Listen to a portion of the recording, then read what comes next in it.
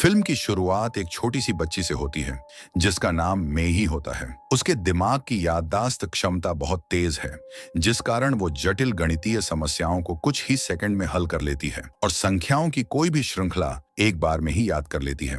एक बार जब वह कोई संख्या देख लेती है तो उसे कभी नहीं भूलती है। एक बार जब वह अपनी क्लास में होती है तो अपने टीचर के उत्तर में ही गलतियां निकाल देती है और फिर खुद उसे सुधारती है, जिससे टीचर आश्चर्यचकित रह जाता है। यह बात पूरे स्कूल में फैल जाती है। इस लड़की का दिमाग बहुत तेज है। एक दोपहर जब वह अपने दोस्तों के साथ घर जा रही थी तो कुछ गुंडों ने उसे अगवा कर लिया और उसे सीधा चीनी माफिया हान के पास ले जाते हैं।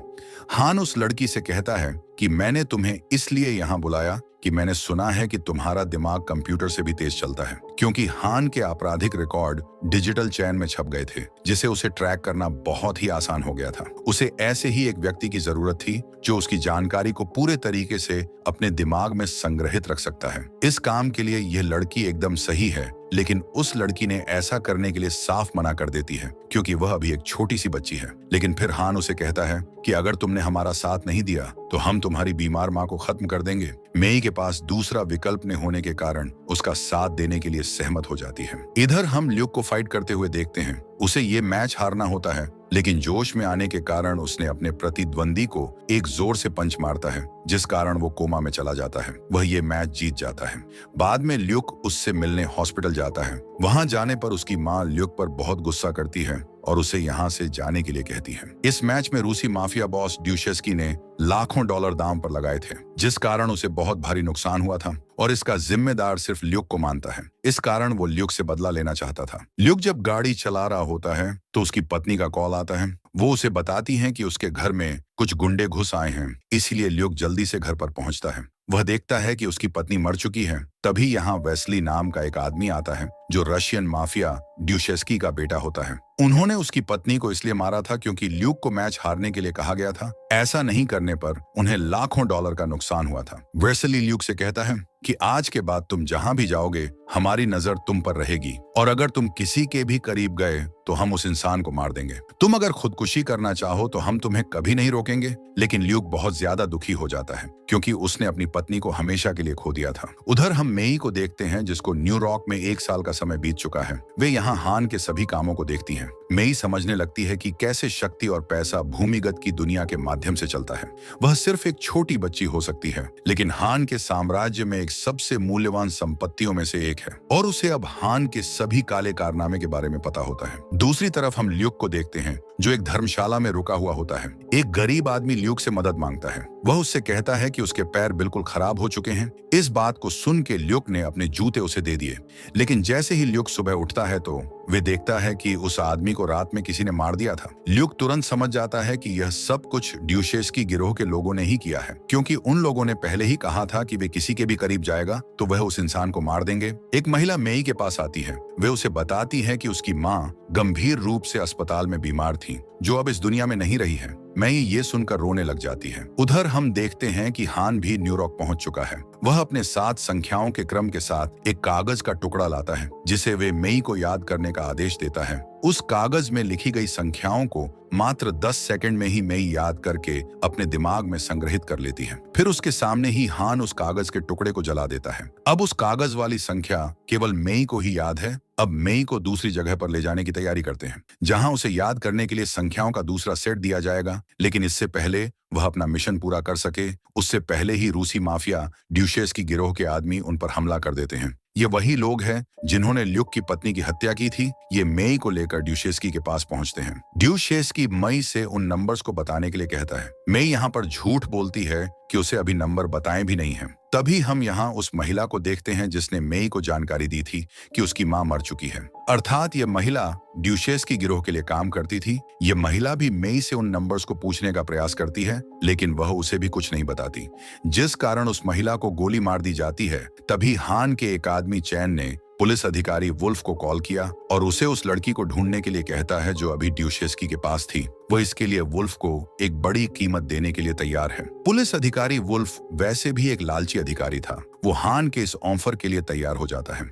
वुल्फ ने तुरंत ड्यूशेस्की को कॉल किया और उससे पैसे मांगता है, जिस कारण दोनों में बहस शुरू हो जाती है। तभी मेई चुपके से यहाँ से निकल जाती है। उसे वापस ढूंढने के लिए दोनों गिरोह बेताब हो जाते हैं। मेई मेट्रो स्टेशन पहुंच जाती है, जहां ल्यूक किनारे पर खड़े होकर खुदकुशी करने का सोच रहा था। तभी ल्यूक की नजर उस छोटी सी बच्ची पर पड़ती है। फिर ल्यूक वहां पर ड्यूशेस्की के लोगों को भी देखता है, इसीलिए ल्यूक उनका पीछा करने लगता है। छोटी सी बच्ची ट्रेन में चढ़ जाती है। उधर डायूशेस्की के लोग भी ट्रेन में घुस जाते हैं और उन्हें देखकर ल्यूक चलती हुई ट्रेन पर लटक जाता है और जल्दी से ट्रेन के अंदर दाखिल हो जाता है। वे एक एक करके सारे लोगों को मारने लगता है और जब ट्रेन स्टेशन पर रुकती है, मेई वहां से जल्दी से निकलकर बाहर भागने लगती है। इस समय ल्यूक पुलिस रेडियो पर प्रकाशित हो रहे लाल अलर्ट को सुनता है, जिसे स्पष्ट था कि पुलिस भी उस लड़की की तलाश कर रही थी। लेकिन मेई को एहसास हो जाता है कि पुलिस उसे सुरक्षित स्थान पर नहीं ले जाएगी, वह उसे सीधे माफिया गिरोह को सौंप देंगे। कुछ ही दूरी पर चलने के बाद उसे दो भ्रष्ट पुलिस वाले मिलते हैं।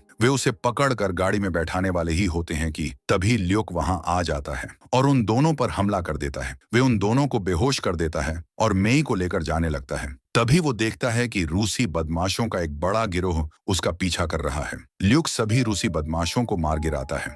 उसके बाद ल्यूक मेई से कहता है कि वह उस पर विश्वास कर सकती है और फिर दोनों 5 स्टार होटल की तरफ चले जाते हैं। फिर ल्यूक होटल में जाकर वहां पर एक कमरा बुक करता है और मेई को लेकर होटल के कमरे में चला जाता है। वह मेई से पूछता है कि आखिर इतने सारे लोग तुम्हारे पीछे क्यों पड़े हुए हैं। वे लड़की रशियन माफिया हान के बारे में सब कुछ बता देती है। वे कहती हैं कि आज सुबह ही हान गिरोह ने उसे एक कागज पर लिखे सारे नंबर को याद करवाया। फिर दूसरे नंबर याद करवाने के लिए उसे कहीं दूसरी जगह लेकर जा रहे थे। तभी रास्ते में कुछ गुंडों ने उन पर हमला कर दिया। इसके बाद वे गुंडे उसे ड्यूशेस्की के पास लेकर गए थे। फिर वे उन्हें चकमा देकर वहां से निकलकर मेट्रो स्टेशन पहुंच गई थी। दोनों के बीच में बातें चल ही रही होती हैं। तभी हम देखते हैं कि हान का आदमी चैन उस होटल में पहुंच जाता है। होटल रिसेप्शन पर पूछता है कि यहाँ कोई आदमी आया था जिसके साथ में एक छोटी सी बच्ची थी, और रिसेप्शन वाले उसे कहते हैं कि हम अपने कस्टमर की जानकारी नहीं दे सकते हैं। तभी चैन उस पर बंदूक तान देता है, जिस कारण वे डरकर उन दोनों के बारे में बता देती हैं। उसके बाद वे ऊपर आने लगते हैं। वहां पर सिक्योरिटी और उनके बीच गोलियां चलने लगती हैं। गोलियों की आवाज सुनकर ल्यूक मेई को उन नंबर्स को एक कागज पर लिखने के लिए कहता है। उसे बताता है कि अगर हम अलग हुए तो तुम किसी को यह मत बताना कि तुमने उसको नंबर बता दिए हैं। ल्यूक उस कागज को अपने पास रखता है और दोनों वहां से निकलने लगते हैं। जैसे ही वे दोनों बाहर निकलते हैं, उसका सामना चैन से होता है। दोनों की तरफ से गोलियां चलने लगती हैं, जिसकी वजह से होटल से लोग डरकर भागने लगते हैं। इसी बीच चैन के लोग मेई को पकड़ लेते हैं और सभी गुंडे ल्यूक पर गोलियां चलाने लगते हैं। ल्यूक एक आदमी को लेकर होटल की खिड़की से बाहर कूद जाता है, जहां उसके पीछे पुलिस पड़ जाती है। वे एक आदमी की गाड़ी छीनकर वहां से भाग जाता है और रास्ते में उस गाड़ी को छोड़कर एक टैक्सी में बैठ जाता है।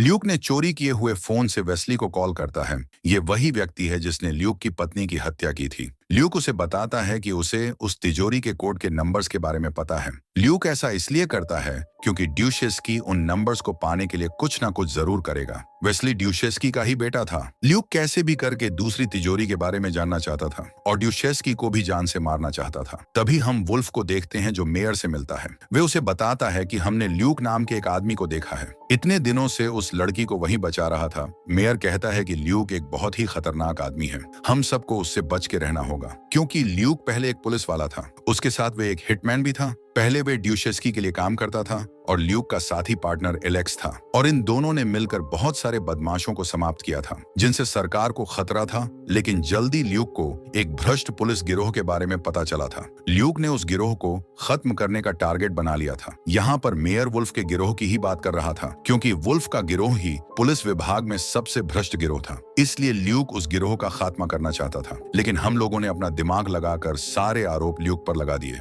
जिस कारण पुलिस विभाग ने उसे सस्पेंड कर दिया था। उसके बाद वे एक फाइटर बन गया था और वे ड्यूशेस्की के लिए काम करने लगा। लेकिन ड्यूशेस्की ने भी उसके साथ धोखा करके उसकी पत्नी को मरवा दिया था। इसीलिए ल्यूक अब और भी ज्यादा खतरनाक हो गया है। हमें कैसे ही करके उससे बचना पड़ेगा। उधर हम चैन को देखते हैं, जो मेई को लेकर हान के पास पहुंचता है। वह उससे पूछता है कि क्या वो नंबर्स तुमने उस आदमी को बताया था? तो मेई झूठ बोल जाती है कि उसने उसको कुछ भी नहीं बताया था। उसी समय चैन एलेक्स को कॉल करता है। एलेक्स वही आदमी है जो एक समय ल्यूक का साथी हुआ करता था। चैन उसे कहता है कि तुम्हें मेयर पर नजर रखनी होगी, क्योंकि दूसरी तिजोरी का कोड सिर्फ उसके पास ही है। तभी हम ल्यूक को देखते हैं, जो एक कैसीनो में पहुंचता है, जहां वेस्ली पहले से ही मौजूद होता है। ल्यूक उसके आदमियों को बुरी तरीके से मारता है और साथ में वेस्ली को भी। ल्यूक वेस्ली को बंदी बना लेता है, फिर कॉल करता है ड्यूशेस्की को। उसे बताता है कि उसका बेटा मेरे पास है और अगर तुमने मेरे सवालों के जवाब नहीं दिए तो मैं तुम्हारे बेटे को अभी मार दूंगा। ल्यूक उसे पूछता है कि उस तिजोरी के अंदर क्या है। तब ड्यूशेस्की बताता है कि उस तिजोरी के अंदर $30 मिलियन हैं और वे तिजोरी तुम्हें चाइना टाउन में मिलेगी। तभी ल्यूक उसे दूसरी तिजोरी के बारे में पूछता है, लेकिन उसे दूसरी तिजोरी के बारे में कुछ भी पता नहीं होता है। लेकिन ल्यूक वेस्ली को नहीं छोड़ता है, उसे गाड़ी की डिक्की के अंदर बंद कर देता है। ल्यूक को पता है कि उस तिजोरी तक पहुंचने का रास्ता बहुत ही खतरनाक होगा, क्योंकि वहां पर हर तरफ हान के आदमी होंगे। इसलिए ल्यूक वुल्फ को कॉल करता है, क्योंकि ल्यूक जानता है कि वुल्फ कितना बड़ा भ्रष्ट अधिकारी है। वुल्फ अपने अधिकारियों के साथ ल्यूक के पास पहुंचता है और ल्यूक उसे बताता है कि उसे पता है कि उस तिजोरी के अंदर क्या है, और वो तिजोरी चाइना टाउन के अंदर है और मुझे उसका कोड पता है। इसलिए अगर तुम मेरा साथ दोगे तो हम उन पैसों को आधा आधा बांट लेंगे। और इतने सारे पैसों का नाम सुनते ही वुल्फ भी मान जाता है। ल्यूक वुल्फ के अधिकारियों के साथ चाइना टाउन पहुंचता है, जहां बाहर हान के आदमी पहले से ही मौजूद होते हैं। लेकिन ल्यूक और उसके साथी हान के एक एक करके लोगों को मारने लगते हैं। चारों तरफ गोलियां चलने लगती हैं। फिर वह सारे लोगों को मारने के बाद चाइना टाउन के अंदर उस जगह पर पहुंच जाते हैं जहां पर वह तिजोरी मौजूद होती है। ल्यूक तिजोरी खोलने से पहले वुल्फ के सभी लोगों को कहता है कि अपने हथियार नीचे रखो, तभी मैं इस तिजोरी को खोलूंगा। ये सुनकर वुल्फ के सभी आदमी अपने हथियार जमीन पर रख देते हैं। ल्यूक जैसे ही उस तिजोरी को खोलने लगता है,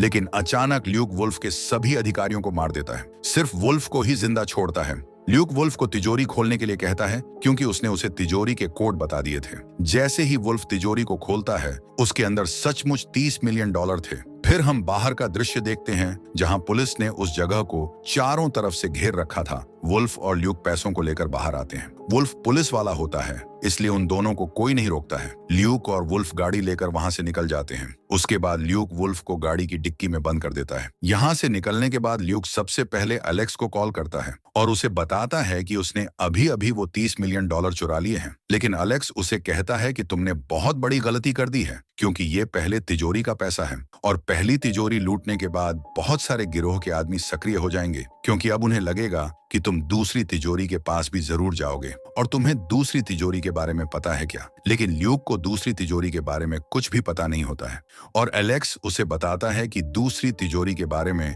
सिर्फ मेयर को पता है कि वो कहां पर है। उस तिजोरी के अंदर सभी गिरोह के आपराधिक रिकॉर्ड की डिस्क है, इसलिए वह लोग उस तिजोरी को बचाने के लिए कुछ भी करने को तैयार हो जाएंगे। फिर एलेक्स कहता है कि तुम ये सब किसके लिए कर रहे हो। ल्यूक उसे कहता है कि मुझे एक लड़की को बचाना है और अगर तुमने मेरा साथ दिया तो हम इन पैसों का आधा आधा कर लेंगे। और इस बात को सुनते ही एलेक्स साथ देने के लिए सहमत हो जाता है। और अब एलेक्स चैन के पास पहुंचता है, क्योंकि एलेक्स हान के लिए काम करता था, और वे चैन के सारे लोगों को मार देता है और अंत में वह चैन को भी मार देता है। फिर वे मेई को वहां से ले जाता है। उधर हम ल्यूक को देखते हैं, जो मेयर के पास पहुंच चुका होता है और ल्यूक मेयर के सिर पर बंदूक रखता है और उसे दूसरी तिजोरी को खोलने के लिए कहता है। और मेयर जैसे ही उस तिजोरी को खोलता है, ल्यूक उस तिजोरी से सारे क्राइम रिकॉर्ड वाली डिस्क ले लेता है और अंत में मेयर को मार के वहां से चला जाता है।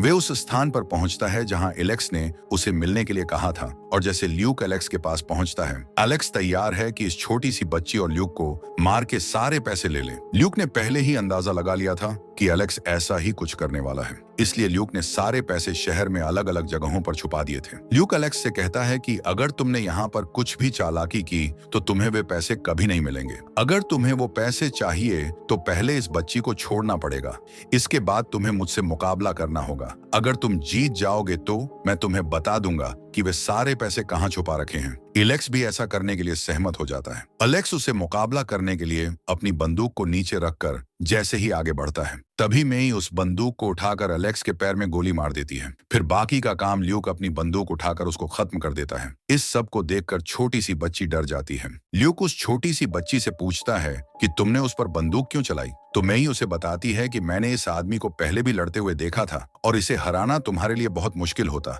इसलिए मैंने तुम्हारा काम आसान कर दिया। ल्यूक कहता है कि एक बार फिर तुमने मेरी जान बचाई है। उधर हम हान को देखते हैं, जिसे मेई का खत मिलता है। मेई ने उसमें लिखा था कि हमने तुम्हारे सारे पैसे लौटा दिए हैं, लेकिन हमने इसमें से सिर्फ $50,000 अपने पास रखे हैं और अब मैं तुम्हारे लिए काम नहीं करूंगी, लेकिन अगर तुमने हमारा पीछा किया तो मुझे तुम्हारे सारे बैंक अकाउंट डिटेल्स के बारे में पता है। उसके साथ साथ तुम्हारे सारे काले कारनामों के बारे में भी मुझे अच्छी तरीके से पता है। इसलिए मैं तुम्हारा क्या असर कर सकती हूँ तुम खुद सोच भी नहीं सकते हो। लेकिन अगर तुम हमारे पीछे नहीं आए तो तुम्हें मुझसे कोई खतरा नहीं है। इन सारी बातों को सुनने के बाद हान भी डर जाता है, लेकिन सबसे बड़ी बात यह थी कि हान को उसके सारे पैसे मिल जाते हैं। उसके बाद ल्यूक ने वुल्फ को भी रिहा कर दिया। ल्यूक ने उसे $50,000 दे दिए। उसे कहता है कि यह तुम्हारी मेहनत की कमाई के हैं, क्योंकि तुमने मेरी मदद की थी।